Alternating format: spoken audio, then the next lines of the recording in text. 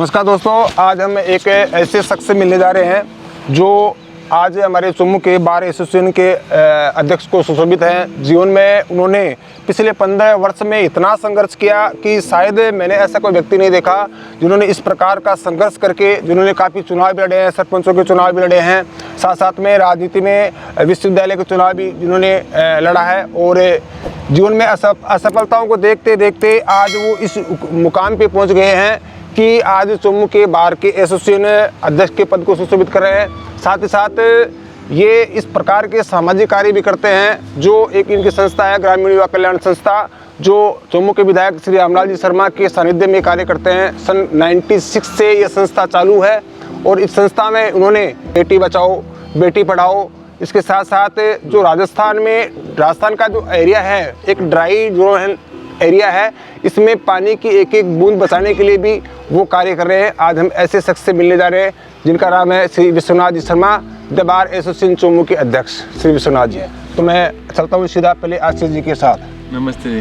नमस्ते सर, आपके बारे में हमने बहुत सुना है, आपसे मुलाकात तो हमारी पहली बार ही हुई है। जी जी। तो आज हम इस मौके को एक हमारी ज़िंदगी में सहेज करके रखना चाहेंगे। जी जी। और आज हम आपकी ज़िंदगी के हसीन पल, जो आपकी ज़िंदगी में स्ट्रगल रहा, आपने क्या चीज़ें अच्छी अचीव करी, क्या आपकी ज़िंदगी में सबसे बुरा आपका समय रहा, आपने क्या चीज़ें अचीव करी जो समाज के लिए एक बहुत अच्छा हमने मैसेज देखा, और अभी जैसे भागीरथी सर ने बताया कि आप समाज के लिए बहुत अच्छा काम भी कर रहे हैं। तो हम सबसे पहले हमारा एक आपसे सवाल होगा कि आपकी जीवन की यात्रा कहाँ से शुरू हुई? देखिए, सबसे पहले तो आप दोनों को मेरा सादर प्रणाम, नमस्कार। दूसरा, मैं 96 से हमने एक संस्था बना रखी थी, ग्रामीण युवा कल्याण संस्था जी। उसके नेतृत्व में हम लोग काम कर रहे थे। हम लोग की हमारी टीम थी। फिर उस ज़माने में हम लर्निंग लाइसेंस शिविर, और सबसे पहला जो चुम्मू की हमने जागृति लाई वो थी ब्लड डोनेशन कैंप लगा था। अच्छा। हमने सन 2000 में एक ब्लड डोनेशन कैंप किया। अच्छा। एक हमारे बड़े भाई के रूप में थे और उस वक्त छात्र राजनीति में थे। आज वो चुम्मू के एक MLA के हैं, माननीय रामलाल जी शर्मा जी। उनके साथ हम लोगों ने सबसे पहले ब्लड कैंप में चुम्मू में हमने ब्लड की क्रांति, जो आज आपके सामने देख रहे हो कि आज कि बहुत जगह ब्लड हर महीने में 1 या 2 तो ब्लड कैंप चुम्मू में बिल्कुल हो ही जाता है। जब हम लोगों ने जब चुम्मू में पहली बार हमने किया तो 18 लोगों ने हमने ब्लड डोनेशन कैंप लगवाया फर्स्ट टाइम में 2001 में। उसके बाद धीरे धीरे और फिर हमने 1000-1500 ऐसे यूनिट हमने की। तो सर, सुना है हमने कि राजस्थान में आपका रिकॉर्ड है आपके संस्था का जी। कि एक दिन में सबसे ज़्यादा ब्लड इकट्ठा करने का काम आपकी संस्था ने किया है। क्या ये सत्य बात? जी बिल्कुल। 2006 में माननीय वसुंधरा राजे सिंधिया जो राजस्थान की मुख्यमंत्री थी, वो हमारे इस प्रोग्राम में आई थी और हमने उस एक ही दिन में 1500 यूनिट एकत्र हमने की थी 2006 बहुत अच्छी बात। इसके लिए तो आपको बहुत बहुत धन्यवाद, क्योंकि जीवन ब्लड की एक बूंद किसी व्यक्ति के जीवन को बचाने का काम करती है, और ये काम करके दिखाया है द बार एसोसिएशन अध्यक्ष चुम्मू विश्वनाथ जी शर्मा ने। और मुझे तो खुद को भी याद नहीं है कि मैंने कितनी बार अब तक ब्लड दे दिया होगा। अच्छा। मैंने सबसे पहले जब मैं 2000 में मैं 12th क्लास में पढ़ता था, तब मैंने पहली बार ब्लड दिया था। अच्छा जी। और उससे लेकर आज तक मैंने खुद को याद ही नहीं कि मैंने कितनी बार ब्लड दिया है। जब भी किसी को जरूरत पड़ी तो मैंने कहा ठीक है यार, ब्लड मैं देता हूँ। कोई ये नहीं सोचा कि यार तुम उसको बुला लो या परिवार को बुला लो। समाज के दृष्टिकोण से बहुत अच्छा काम कर रहे हो। इस बात पे वास्तव में हमें गौरव महसूस हो रहा है कि आप हमारे चुम्मू क्षेत्र में आकर इतना बड़ा काम कर रहे हो। उस चीज़ पे हमें वाकई में प्राउड फील होता है। उसके बाद में 2000 सही में छात्र राजनीति में था। 2002 में मैंने क्या विद्यार्थी परिषद, अखिल भारतीय विद्यार्थी परिषद में मैं तहसील संयोजक के रूप में काम करता था। तब मैंने उसी वक्त उस 2000 में मैंने चुम्मू में एक क्रांति हो रही थी, कंप्यूटर एजुकेशन लागू हुआ था चुम्मू के राजस्थान के अंदर। तो उस वक्त उन्होंने एक शुल्क लागू किया था, हमने उसके खिलाफ आंदोलन किया और मैं बहुत बड़ा आंदोलन करते पूरे राजस्थान में। यहाँ चुम्मू से स्टार्ट किया मैंने आंदोलन, पूरे राजस्थान में उसकी क्रांति हुई और सरकार को उस वक्त गहलोत सरकार थी, उन्होंने उस पैसे को वापस लेना पड़ा हमारी इस क्रांति की बदौलत। अच्छा। तब से मैं राजनीति क्षेत्र में मेरा पदार्पण हुआ। फिर विद्यार्थी परिषद में मैं जिला संयोजक का कार्य रहा। अच्छा।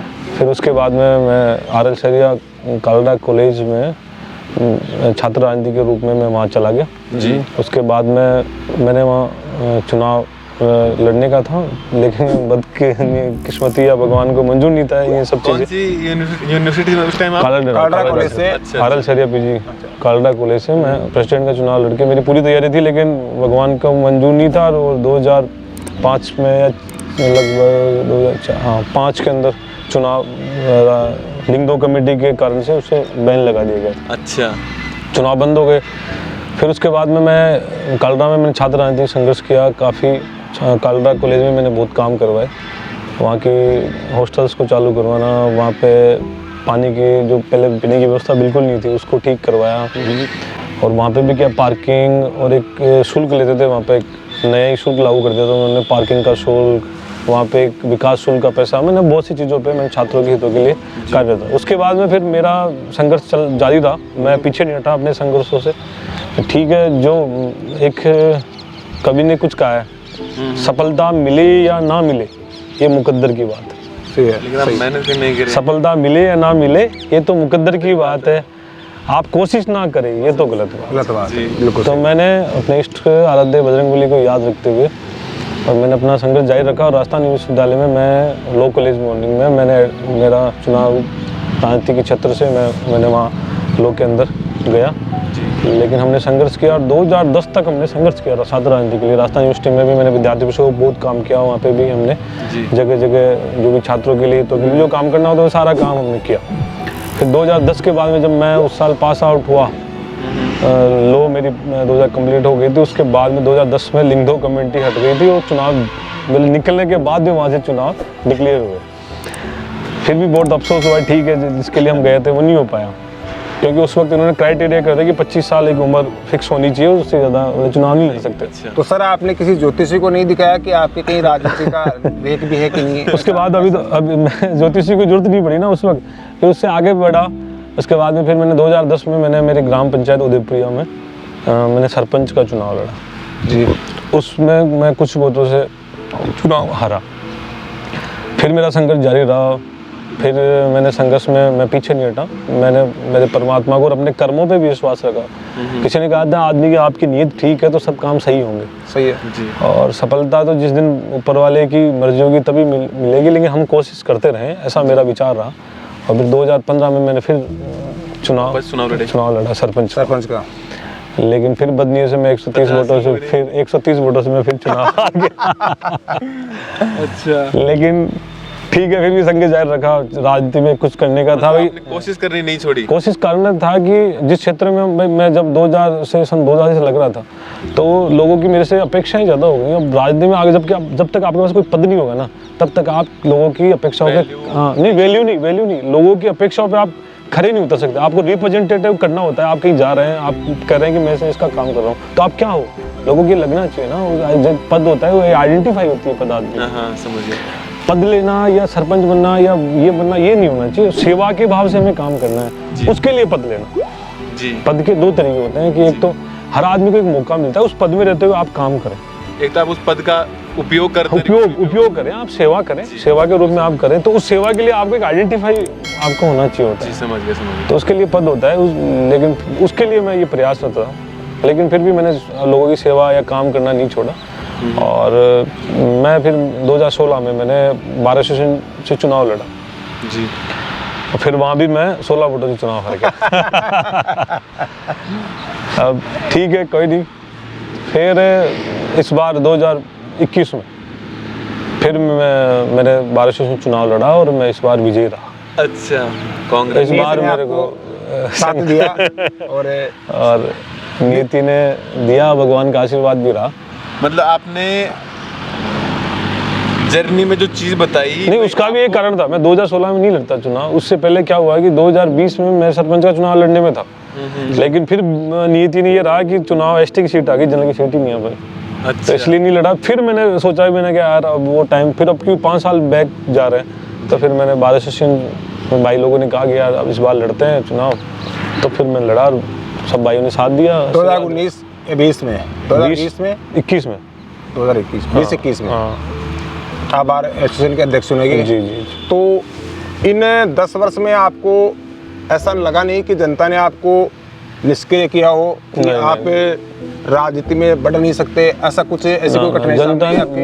मैं संघर्ष मेरा संघर्ष इसलिए जारी रहा कि मेरी जनता ने मेरा आशीर्वाद दिया, क्योंकि जब मैं 2010 में मैंने चुनाव लड़ा, तब मैं एक 25 साल का युवा था। तो जनता ने मेरे को, एक ये होता है ना कि आपको वोट ही नहीं मिले फिर आप लड़ रहे हो, मेरे को तो मैं कुछ किनारे पे आके हार रहा हूँ, तब मेरे को लगा कि हाँ यार जनता तो मुझे कह रही है यार मुझे लड़ना चाहिए, मैंने सेवा की तो लोगों ने मुझे लगा। फिर 2015 में भी मैंने लड़ा तो भी लोगों ने मेरे को 130 वोटें हारा, तो मैं कुछ ज़्यादा नहीं हारा। बाहर में भी मतलब मैं आज दिन तक मैं जहाँ भी लड़ा तो मैं बिल्कुल किनारे पे आके रुका, तो जनता ने तो मुझे प्यार दिया, जनता ने मुझे नकारा नहीं। बाकी ठीक है, ये भाग्य की बातें होती हैं, अब वो मिले ना मिले, अब कब मिलेगा ये नहीं। बट इसके बीच के दौरान हमने संघर्ष जारी रखा। हमने ग्रामीण युवा कल्याण संस्था के तहत हमने ब्लड डोनेशन, आपको बताया, बेटी बचाओ बेटी पढ़ाओ, महिलाओं को सम्मान, बुजुर्गों को सम्मान, हमने मतलब हर एक जाति एक वर्ग को नहीं छोड़ा जिसका हमने सम्मान ना किया हो। जी सर, मुझे लगता है कि कहीं ना कहीं आपके राजनीतिक इस मुकाम पर पहुंचने के लिए मुझे लगता है कि जो चोमू के अपने यशस्वी एमएलए श्री रामलाल जी शर्मा है, तो मैंने सुना है कि उनका स्नेह आपके ऊपर विशेष रहा है, क्या ये बात सही है? स्नेह उनका सभी में विशेष रहता है, लेकिन 2000 में वो महासचिव थे, तभी से मैं उनके सानिध्य में रहा। अच्छा। उनके साथ रहा, तो उनका विशेष एक छोटे भाई की तरह हमेशा लगाव रहा। और हर क्षेत्र में जब भी मैं कुछ करने के लिए कहा तो उन्होंने मेरा पीछे से एक आशीर्वाद के रूप में उनका हाथ रहा, और हमें कभी भी कार्य में, कभी भी किसी कार्य में बाधा नहीं आने दी। और उस कारण से भी हम लोग उसमें तत्पर रहे, तैयार रहे, आगे करते रहे, और उन्होंने हमारी गलत में हमें डांटा भी, सही में हमें प्रोत्साहन भी किया। एक चीज़ और बताइए, आपने जो जर्नी करीब 10-12 साल की, 15 साल की आपने जर्नी बताई, इसमें सबसे बड़ा चैलेंज आपके लिए क्या रहा? आप जो अभी आप जिस पोजीशन पे हो, इस पोजीशन तक पहुंचने के लिए आपका स्ट्रगल बहुत सारा रहा, लेकिन अगर आपको याद हो, अगर आपकी कोई चीज़ दिमाग में हो, सबसे बड़ा चैलेंज किस चीज़ ने किया आपके लिए? सबसे बड़ा चैलेंज मेरे को किया जब मैं 2002 के अंदर हमने ये संघर्ष जारी रखा कंप्यूटर शिक्षा को फीस वापसी का। अच्छा। तो वो राजस्थान प्रदेश में, पूरे प्रदेश में मेरे यहाँ से मेरे मुकदमे भी लगे। भगवान साहब जी उस वक्त एमएलए थे, हमारे मुकदमे लगे, हमें स्कूल से हमारे से ड्रॉप करवा दी गई हमारे साथ, और हमने लगभग 10 दिन तक हमने स्कूल को बंद रखा, और घर वाले नाराज़ हो गए, परिवार समाज में ऐसा हो गया, तो हमें लगा कि यार हम बैकफुट पे आ गए। लेकिन हमारे संघर्ष को जारी रखते हुए हमने रखा, तो उसका परिणाम ये हुआ कि वो सरकार को बैकफुट पे होना पड़ा। राजस्थान प्रदेश में चोमू की क्रांति ऐसी लगी, पूरे राजस्थान में आग लगी, और उसके बाद में उन्होंने उसको फीस को वापस, वृद्धि को जो ली वो वापस ली, और फिर लगा कि यार इस बार तो हम नहीं कर पाएंगे। अगर आप लोगों को याद हो तो 2002 में जब ये क्रांति हुई थी, अगर कोई ये वीडियो देख रहा है और इसको समझ पा रहा है कि जो 2002 के अंदर जो क्रांति हुई थी वो इन्हीं महाशय की देन थी, अगर किसी को नहीं मालूम हो तो इन्हीं की। नहीं, मेरे साथ पढ़ने वाले बहुत से लोगों को याद है, मेरे जो मित्र लोग थे उस वक्त। उसके बाद में हमने हमने फिर खाना भी किया था उस वक्त। अच्छा। हाँ, हमने 800 आदमियों का हमने खाना किया था 2002 में पढ़ते हुए हमने। जी। जब सुनील जी बंसल थे हमारे उस वक्त प्रदेश संगठन मंत्री, विद्यार्थी परिषद के, जो आजकल उत्तर प्रदेश के संगठन मंत्री हैं। तो सर, आपका जीवन जिस प्रकार आपने बताया कि जो 15 साल का आपका कार्यकाल रहा, वह एक 20 हो गया सर, बहुत बड़ी समस्या लेकर आपके सामने उपस्थित हुआ, और किस प्रकार आपने इन परिस्थितियों का सामना करते हुए आज चोमू के बार एसोसिएशन के अध्यक्ष पद को सुशोभित कर रहे हैं। बार बार हमारा भी वहाँ आना जाना होता है, कई बार मैं बहुत से काम भी लेके आपके पास जाता हूँ, तो आप शहर से स्नेह दिल से आप वो काम करवाने की चाह भी रखते हैं, वो करवाते भी हैं। तो बार के लिए और यहाँ चोमू की जनता के लिए आप क्या करना चाहेंगे? बार के लिए ऐसा है कि देखिए, हमारे बार में आज वर्तमान स्थितियों में जो हमारे न्यायालय परिसर है उसमें बिल्डिंग्स नहीं है। मैं जैसे ही बना, मैंने तुरंत हाई कोर्ट में, राजस्थान हाई कोर्ट से बात की, वहाँ के हमने जो चीफ जस्टिस है उनसे हमने बात की। उसके बाद में बात करते हुए हमने तुरंत मैंने संज्ञान लिया। संज्ञान लेते हुए ये कि सबसे पहला अचीवमेंट मैंने ये किया, सारी कोर्टों को हमने एक जगह बनाने का नक्शा हमारा तैयार हो गया। उसकी वर्ष 2022 के अंदर बजट आ जाएगा और काम चालू हो जाएगा। मतलब एक जगह कोर्ट बनेगी दुल्हे सभा के पीछे, उसका नक्शा बन के तैयार हो गया, और पूरी कोर्टें लगभग 13 कोर्ट बनने का नक्शा बन के आ गया, और काम चालू होगा, मार्च तक काम स्टार्ट हो जाएगा। अच्छा। एक काम। दूसरा काम, हमारे अधिवक्ताओं के लिए बैठने के लिए जगह नहीं थी।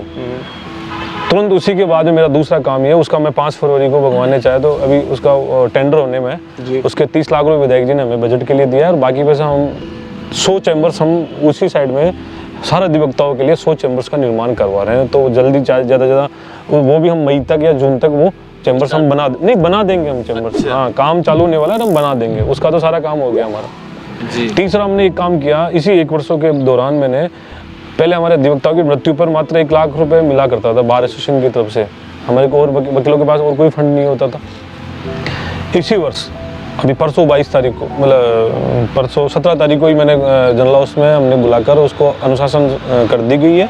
और अब इस वर्ष से चोमू बार एसोसिएशन के अधिवक्ता की, किसी भी अधिवक्ता की मृत्यु, आकस्मिक मृत्यु या कैसी भी मृत्यु होती है, उसको 4 लाख रुपए अधिवक्ताओं के आश्रितों को दिए जाएंगे।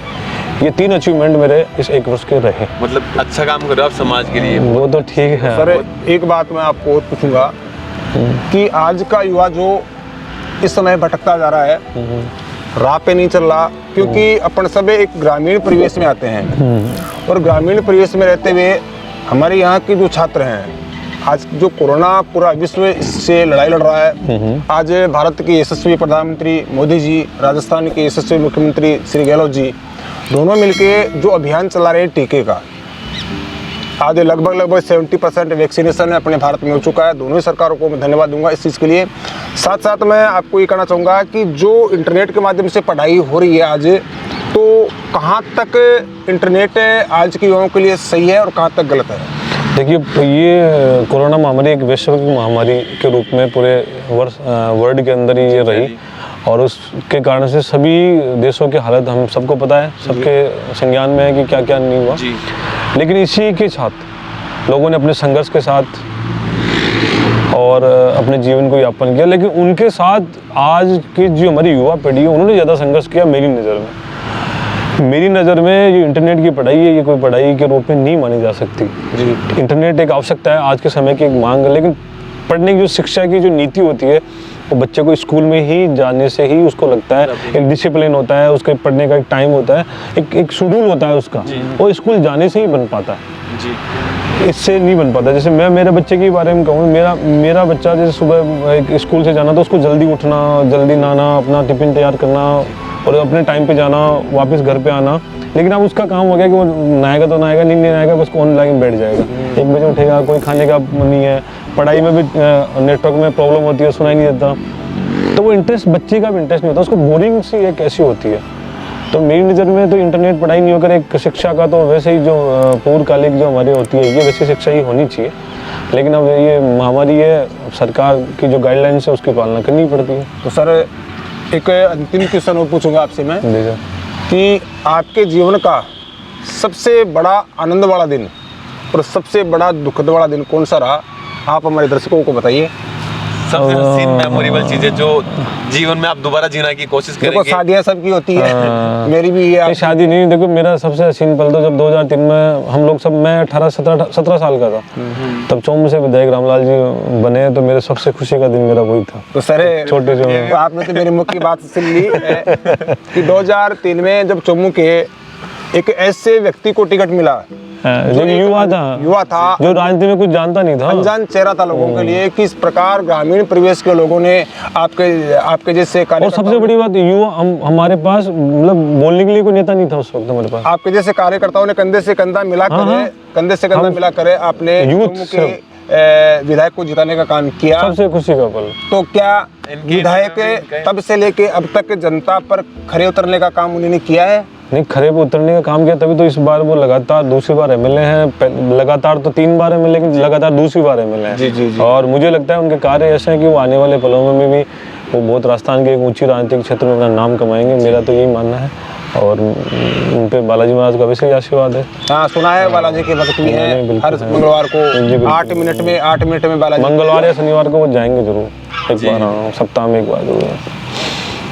तो आपने हमें समय दिया। नहीं, धन्यवाद आपने, उसके लिए धन्यवाद। आपको भी धन्यवाद सर, धन्यवाद। जैसे कि हमने फर्स्ट हमारा इंटरव्यू भागीरथी जी सर से था, लास्ट बात हम दर्शकों को बताएंगे और आपको भी बताएंगे।